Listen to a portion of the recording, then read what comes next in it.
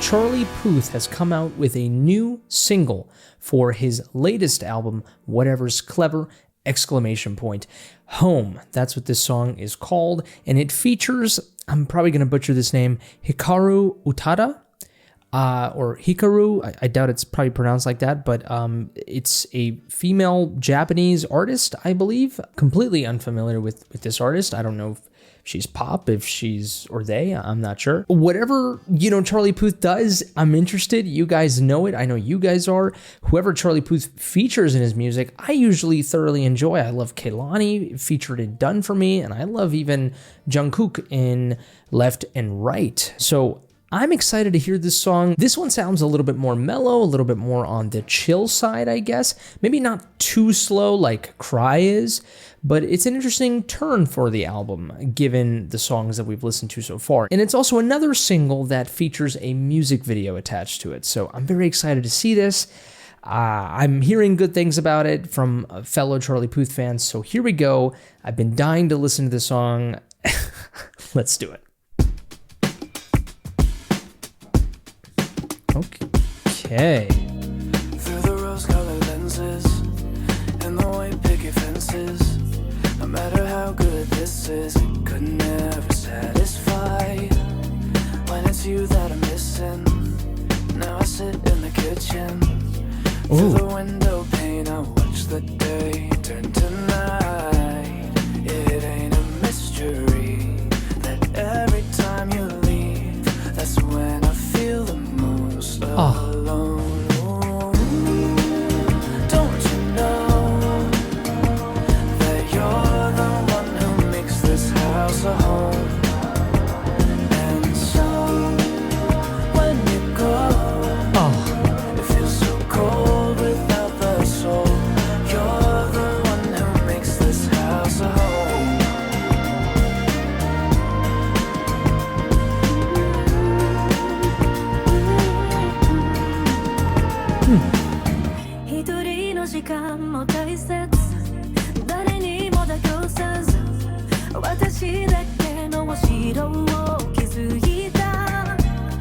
But it's you I was missing. 君に毎日ただいまと言わせてください。いってらっしゃい。君がいないこの家は好きじゃない。Don't you know that you're the one who makes this house a home? And so when you go, 夏でも凍えちゃいそう。君のぬくもりが home.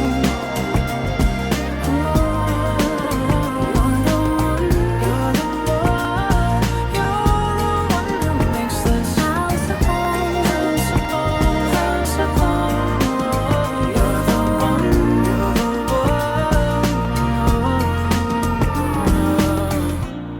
It ain't a mystery that every time you leave, that's when I feel the most alone. Ooh.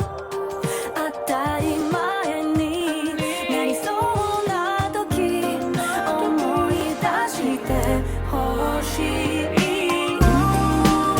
Don't you know that you're the one who makes this house a home? And so when you go, it feels so cold without the soul. You're the one who makes this house a home. 誰が覚めても君がいながら愛しないで。どんなもので手に入れたって君がいながらハリーポテトをせ。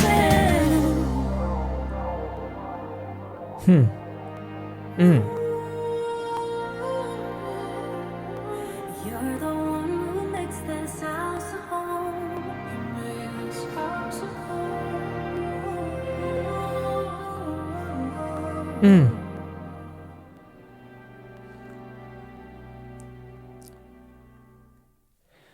Wow. Well, That was an incredible ending to the song. I did not expect that at all. This is a pop song, and it ends in a what do they call it in music theory? It's sort of a suspend chord, I believe, where it sounds like a cliffhanger, like it has no resolution. It ends like that. That's insane.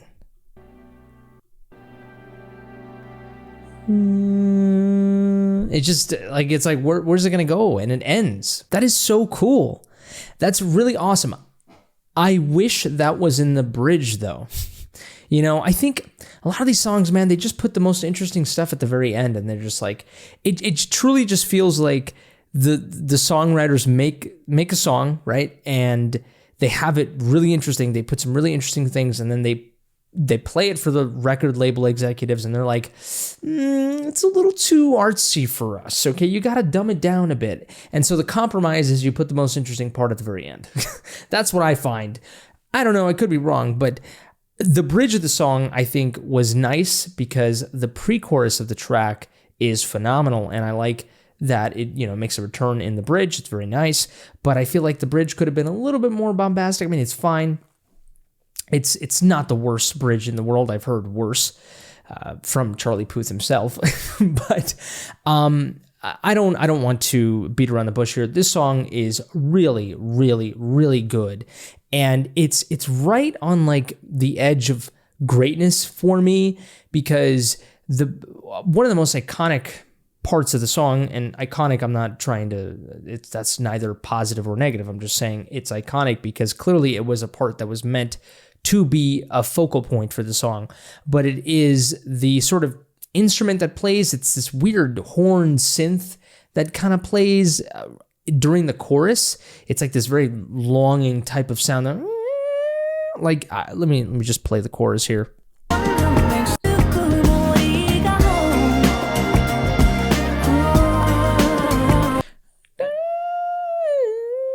That right there, like I'm like, what is that? I don't know what that is. It's interesting.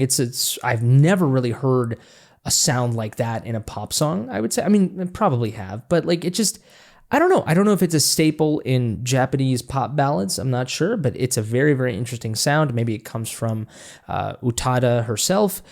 But I'm like, I want this to be a little bit more pronounced. I don't know what this is. You know, and it's not loud enough. And again, it's the same problem that I've been having with the other songs on this album is I think the mixing is off. That's what I think. I don't know what's going on. You know, Charlie Puth is focusing on certain instruments a little bit more than others. This time around, I think the mix is just all around off. Certain instruments aren't getting their due really in the mix, and this is a significant, like, this is the part of the song, like this is, and also thematically, right, like it comes after the title of the song, and it's all about longing, it's all about missing somebody, feeling alone, right? And this sort of synth horn comes in, and it's long. It's not short and detached. It's very long. It's like legato, and it sounds like it's reaching for something, right? And you're just like, okay, this is nice. I want to hear it louder, and I just don't think it's loud enough. I don't even know what it is. That's a problem. Like, I need to know what it is. And maybe, you know, it clearly was intentional. Maybe it's like, oh, you're not supposed to know what it is. It's supposed to just like be a feeling, and like maybe the fact that it's like super kind of, not super, but decently buried in the background, like it's supposed to be something that you long for. It's supposed to be something that you're really looking out for. And it's sort of, I don't know, painful to look, to focus on it. It's a little bit more effort. And so it kind of goes along with the theme of pain and longing in the song. I'm not sure. I'm trying to connect the dots here. You know what I mean? Like, it takes a little bit more effort. And I guess the sort of theme and the lyrics of the song, I think the song's theme and the lyrics are very, very mature, and I think very sophisticated. It's really a really nice song, you know. In this world that we live in, where pop songs are, you know, anywhere from Sabrina Carpenter's, you know, super sexy and everything, Taylor Swift, super incredibly personal and edgy, and then you got something like Bruno Mars, I Just Might, which is not heady at all. It's not sophisticated at all. Then there's pop music like this, where it's like this sounds very, very genuine. It sounds like it's coming from somewhere special. It sounds like something you would find not on a hit pop record. Not at all. You know, it truly sounds like something you would just stumble up on YouTube on the algorithm, you know? So I think the song is, again, it's really, really good. It's just the mixing, I think, is kind of off. But that pre-chorus is killer, and the chorus itself is amazing. And I love, it's all about, Charlie Puth recently, I don't know, he was being interviewed, and he talked about how pop music, you definitely want to create a melody that people remember, but you don't want to make it too annoying to the point where when it comes on, people are annoyed, right?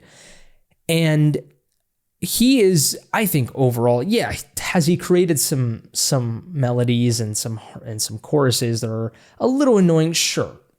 You could say that, right? But even some of the greatest pop songs, you could sort of make an argument that they're dumb, you know? I think you could definitely do that. But Charlie Puth here makes an incredibly tasteful chorus where it's so memorable, and then he changes it up just enough for it to stick in your head and for it to create that feeling of longing. It's a very sentimental, very moody chorus. Let me play it again here.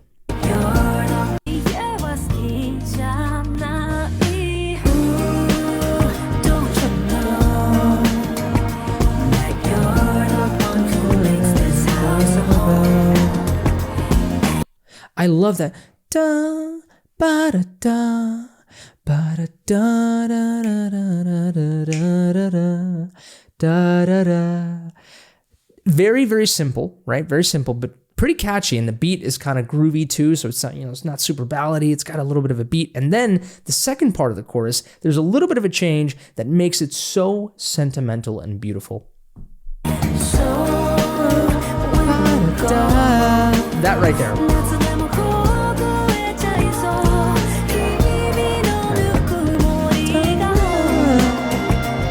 So the end of the chorus changes up a little bit, and then that middle section, da da da da da. That small change from the first part of the chorus and the second part of the chorus, it just makes the chorus. It totally does, and it's because of the word too. Because of the word and the melody, the combination of the word and the melody. I think I'm the guy that doesn't really care too much about lyrics at the end of the day. I always appreciate a good story in a song, for sure. But when there is, and I believe, an objective combination of a lyric and a melody.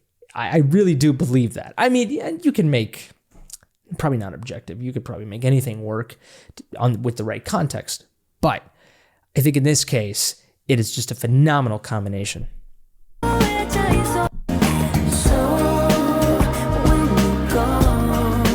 When you go. That's such a beautiful marriage of the melody and the lyrics. It perfectly expresses the feeling, right, that you feel of when somebody leaves. It's beautiful. It's just absolutely beautiful. And it's small things like that I really, really appreciate from this song. And it's really what saves the song ultimately.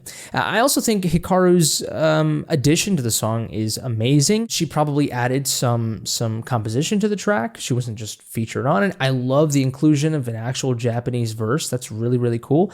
She sings the chorus in English as well, but sings part of it in Japanese. Very, very cool. And I love her voice. Really goes well with Charlie Puth, as did Jungkook's voice as well. A lot of these Asian artists, they have a very Charlie Puth aspect to their voice, right? Very high, falsetto-y sometimes, kind of breathy, airy. It really perfectly matches Charlie Puth's vibe. And I gotta say, I love the music video as well. It's shot perfectly. It's got a classic sort of, 70s, 60s, maybe even 90s vibe to it. I love the modern architecture in the house. This is really cool. It's all empty, it perfectly fits the mood of the theme of the song. Look, it's beautiful shots here. There's a shot here of Charlie sort of lying by himself. Let me see if I can find it. This is a great shot. Love that. Perfect, right there. Look at that. That's beautiful. Beautiful. Whoever directed this, I believe we could see it here. Director Hunter Moreno. fantastic job directing this music video, and I love just the keyboard there in the middle, and you kind of see her getting closer to the keyboard. She's sometimes over here, and the keyboard's just there by itself. It's really, really nice. Look at these shots. Beautiful. Also, another thing that's kind of missing for me is Charlie Puth's ad-libs. Again, I think with Cry, his ad-libs were a little bit better, a little bit more pronounced. I think in this album in general, his ad-libs are just taking a backseat, and it's not because he's not doing them, it's because they're not loud enough. Again, that's a mixing problem. That's just my personal opinion. I don't know. Go listen to How Long. Go listen to Attention. Go listen to Done For Me. Go listen to even Light Switch. The ad-libs are much more pronounced in those songs. You could just notice them a little bit better. And I don't know if it's volume issue or if it's just the amount of stuff going on and the loudness of that, and it just completely burying the ad-libs. I don't know what's going on, but I'm just not feeling it. Like, Charlie Puth songs, I live for the ad-libs for the Charlie Puth songs. 100%. I just do. And yeah, they're kind of lacking here, but overall, I really dig the song, and that end section, man, just transcends the song. And I just wish it was in the middle. I like Charlie Puth's sort of decision to be a little bit more instrumental focused with this album. Like, we got that beautiful piano solo in Changes, and I'm kind of hoping we get a little bit more stuff like that. He did it with Boy in Voice Notes, and he kind of just never really does it anymore. Did he do it on Tears on My Piano? I'm not sure. I don't know, because that song sucks and I don't really listen to it. But I hope he does it more in this album. So far, we haven't really heard that. This song would have been perfect for that, but it's fine. It's fine. It's still a great song. I'm probably going to listen to it on repeat moving forward. But those are my thoughts on Charlie Puth's Home featuring Hikaru Utada. And I want to know what you have to say. What do you think about this song? Do you think this song hits home for you? Jesus Christ. Does this song work for you? Do you like it? Do you enjoy it? Let me know in the comment section below. Am I onto something? Am I right? Am I wrong? What do you think about my thoughts? Let me know in the comment section below. Let's have a conversation. Give this video a like if you like, dislike it if you didn't. Subscribe to the channel if you enjoy this content and you want to see more stuff like this. If it's your birthday, happy birthday to you, you beautiful creature. And that's it for me. You all take care, stay safe, and until next time, I love you.